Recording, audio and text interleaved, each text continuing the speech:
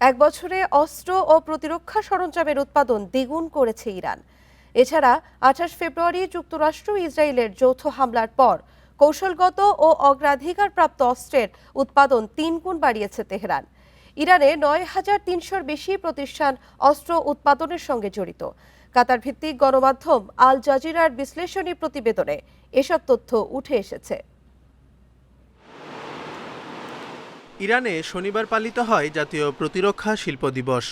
শত্রুকে চমকে দিতে এবং দেশের প্রতিরক্ষা সংক্রান্ত তথ্য গোপন রাখতে এবারও অস্ত্র ও সরঞ্জামের উন্মোচন সীমিত রাখে তেহরান।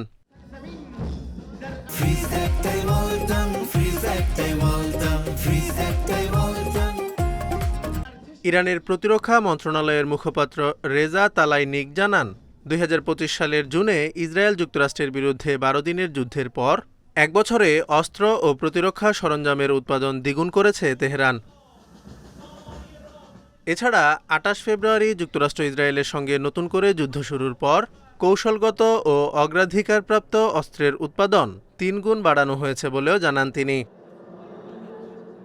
এদিকে ইরানের ভারপ্রাপ্ত প্রতিরক্ষামন্ত্রী মজিদ ইবনে রেজা জানান, ইসরায়েল ও যুক্তরাষ্ট্রের বিরুদ্ধে গত বছরের যুদ্ধের তুলনায় শত্রুঘাটির আরও গভীরে প্রবেশ, হামলায় অধিক নির্ভুলতা এবং আকাশ প্রতিরক্ষা ব্যবস্থার মাধ্যমে আরও সফলভাবে প্রতিপক্ষের হামলা প্রতিহতে সক্ষম হয়েছে ইরানের সেনাবাহিনী।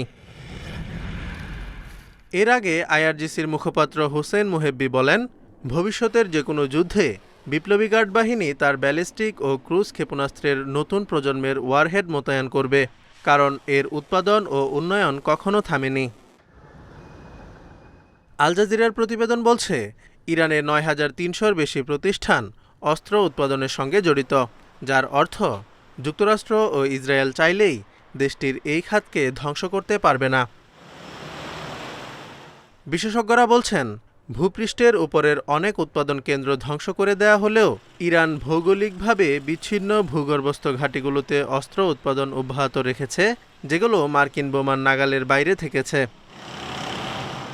Zobayer Hossain, Independent news.